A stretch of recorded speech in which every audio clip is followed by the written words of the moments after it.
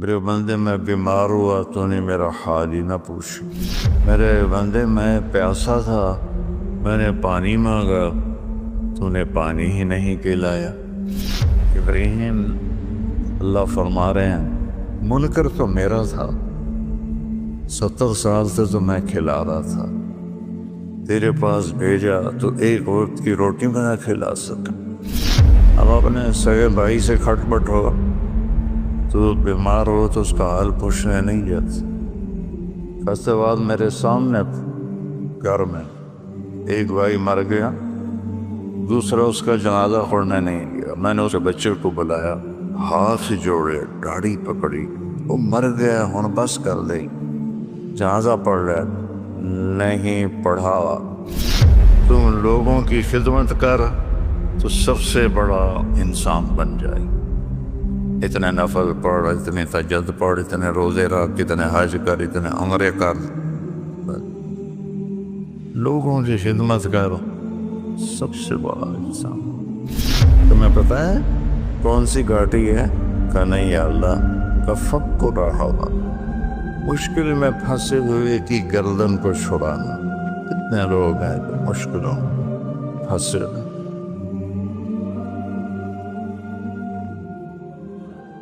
قیامت کے دن اللہ ایک شخص کو بلائیں گے، کہیں گے یا ابن آدم مرضت فلم تعدنی، میرے بندے عبدی مرضت فلم تعدنی، میرے بندے میں بیمار ہوا تو نے میرا حال ہی نہ پوچھ۔ جو ہر عیب سے پاک ہے وہ خود فرمائے گا، وہ بندہ کہے گا یا اللہ آپ کیسے بیمار ہو سکتے ہیں، آپ تو بے عیب ہیں۔ تو اللہ فرمائیں گے اما علمت ان عبدی الفلاں مرض فلم تعد، تجھے یاد ہے میرا ایک بندہ تیرے قریب بیمار تھا؟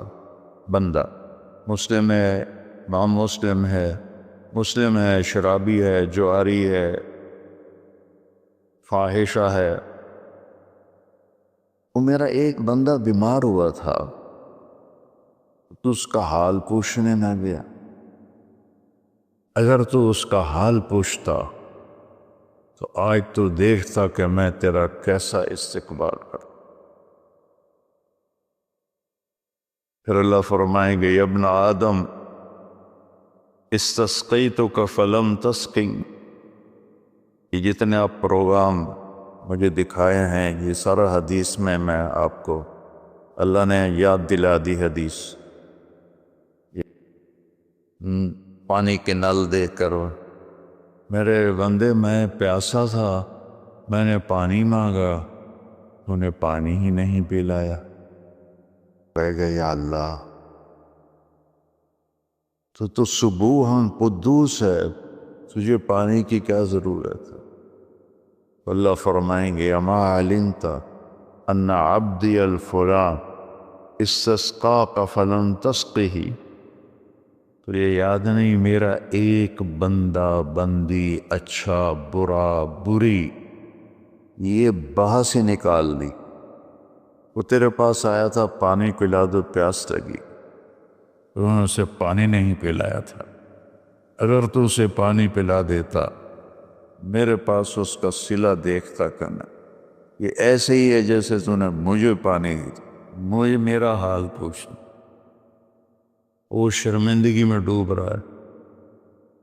پھر اللہ فرمائیں گے عبدی استطعمتک فلم تطعمنی، میں نے تم سے کھانا مانگا تھا تم نے مجھے کھانے نہیں کھلایا۔ کیا کمال کی حدیث ہے یہ، کس طرح اللہ اپنے بندے سے محبت کا اظہار کا بہاؤ ہے۔ کھانے سے پاک، پینے سے پاک، بیماری سے پاک، موت سے پاک، زمان و مکان سے پاک، لا یحویہ مکان ولا یشتمل علیہ زمان، نہ وہ مکان کی قید میں ہے نہ زمانے کی قید میں ہے۔ اور یطعم ولا یطعم، کھاتا کھلاتا ہے کھاتا نہیں، یسقی ولا یسقا، پلاتا ہے پیتا نہیں۔ ایک انسان کی کیا قیمت ہے۔ میرے بندے، میں نے کھانا مانگا تو نے انکار کر دی، کہے گا یا اللہ آپ تو کھانے سے پاک ذات ہیں۔ اللہ کہیں گے اما علمت ان عبدی الفلاں استطعمتک فلن تطعمہ، اسے کھانا مانگنے آیا تھا، تو نے اسے کھانا نہ کھلایا، اگر تو اسے کھلا دیتا تو اس کا صلہ آج میرے پاس پا لیتا۔ یہ ایسا تھا جیسے تو نے مجھے کھانا دے دیا۔ یہ اتنا بڑا عمل ہے، اس میں مومن مشرک کی بھی کوئی قید نہیں ہے۔ اللہ کو انسان بطور انسان پسند ہے۔ ابراہیم علیہ السلام پہلے شخص ہیں جنہوں نے مہمان کے ساتھ کھانا کھانے کی سنت کو جاری کیا۔ بغیر مہمان کے کھانا نہیں کھاتے تھے، مہمان آتا تھا تو اس کے ساتھ کھاتے تھے۔ ایک مہمان آیا، آپ نے اس کے سامنے کھانا رکھا، اس نے لقمہ توڑ کے منہ میں ڈال لیا۔ ابراہیم علیہ السلام نے فرمایا بسم اللہ تو پڑھ۔ کہنے لگا میں اللہ کو جانتا ہی نہیں، میں کیا پڑھوں؟ تو ابراہیم علیہ السلام نے کھانا اٹھا دیا اس کے آگے سے۔ اللہ کا منکر وہ میں نہیں کھلاتا۔ وہ اٹھ کے چل پڑا، دروازے تک نہیں پہنچا کہ جبریل آ گیا۔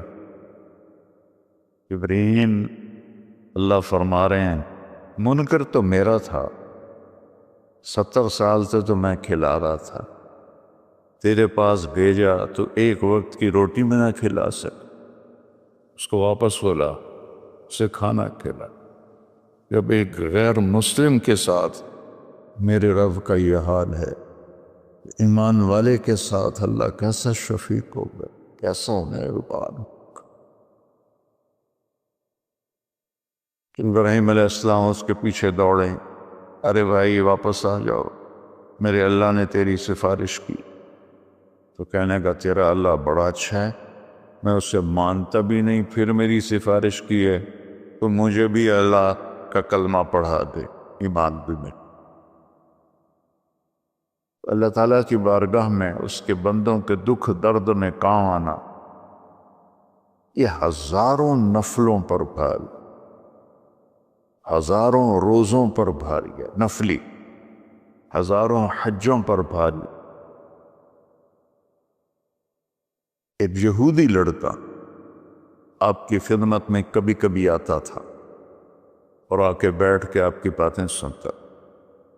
کچھ دن وہ آیا نہیں، آپ نے فرمایا بھئی وہ بچہ نہیں آ رہا آج کل، کہ یہ بیمار ہے، کہ چلو اس کا حال پوچھیں۔ کون ہے؟ یہودی۔ ہم اپنے سگے بھائی سے کھٹ بٹ ہو تو بیمار ہو تو اس کا حال پوچھنے نہیں جاتے۔ فیصلے بعد میرے سامنے گھر میں ایک بھائی مر گیا، دوسرا اس کا جنازہ پڑھنے نہیں گیا۔ میں نے اس بچے کو بلایا، ہاتھ جوڑے، داڑھی پکڑی، وہ مر گیا، ہن بس کر دے، جنازہ پڑھ لے۔ نہیں پڑھا۔ اور میرا نبی ایک یہودی بچے کے لیے 8 میل کا سفر آپ پیدل گئے، اونٹنی پر بھی نہیں گئے، پیدل گئے۔ تو جب اس کے گھر پہنچے تو وہ مر رہا تھا اور اس کا باپ اس کے سرانے بیٹھ کے تورات پڑھ رہا تھا۔ تو آپ نے کہا یا غلام قل لا الہ الا، بیٹا لا الہ الا اللہ کہہ لے۔ تو اس نے ایسے اپنے باپ کو پیچھے مڑ کے دیکھا، تو اس کو تو پتا تھا کم وقت وہ سچے نبی ہیں۔ میں نے کہا اطیع ابا القاسم، ابو القاسم کی مان لیں۔ اس نے کلمہ پڑھا اور چند لمحے بعد اس کا انتقال ہو۔ تو ہمارے نبی سے نا ایسے ہو گئے، پنجوں پہ کھڑے ہو گئے، خوشی سے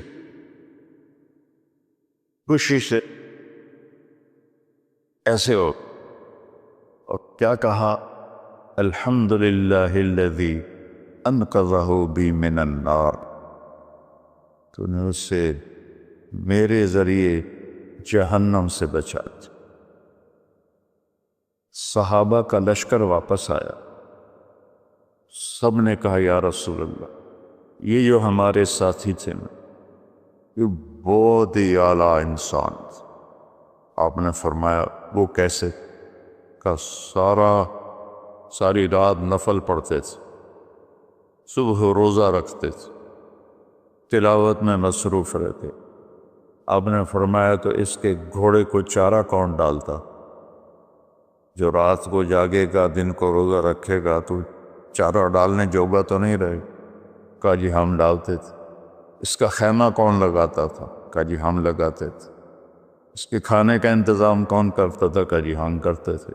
تو پھر تم اس سے بہتر، تم اس سے بہتر۔ تو اللہ نے اپنے فضل و کرم سے، میں نے وہاں میاں چنو میں بھی کہا تھا، میں تو روتا اس بات پہ ہوں، شکر میں کرتا خود ہے، اوپر ہمارے نام لگا رہا ہے۔ یہ طارق جمیل نے کیا ہے، یہ احتشام نے کیا ہے، یہ یوسف نے کیا ہے، یہ راشد نے کیا ہے۔ کرتا تو وہ خود ہے، ہمارے کھاتے میں ڈال دیتا ہے۔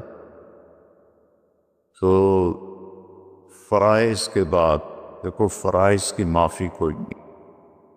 فرائض کے بعد اللہ کے بندوں کے، ایک آدمی نے کہا یا رسول اللہ، اريد ان اکون خیر الناس، میں چاہتا ہوں سب سے اعلیٰ درجے کا انسان بن جائے۔ تو آپ نے کہا کن نافعا للناس تکن خیر الناس، تم لوگوں کی خدمت کر تو سب سے بڑا انسان بن جائے۔ اتنے نفل پڑھ، اتنے تہجد پڑھ، اتنے روزے رکھ، اتنے حج کر، اتنے عمرے کر، لوگوں کی خدمت کر، سب سے بڑا انسان۔ فرائض کی معافی نہیں، اس کو پورا کرنے کے بعد ایک آیت سنا کے میں ختم کرتا ہوں۔ اللہ تعالیٰ نے لوگوں کی مدد کے لیے جو تعبیر استعمال کی ہے، کسی جگہ نہیں مشکل کام ہے گردن کٹانی، وہاں یہ تعبیر نہیں ہے۔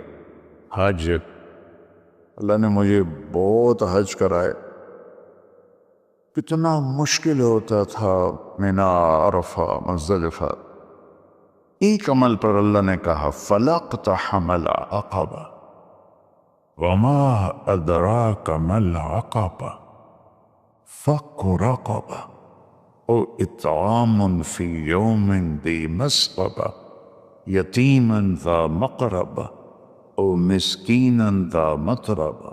اللہ، کیوں نہ پھر تو نے گھاٹی میں چھلانگ لگائی؟ عرب میں پہاڑ تھے، گھاٹیاں تھیں، تو گھوڑے کو اٹھانا، اس کو اقتحام کہتے ہیں۔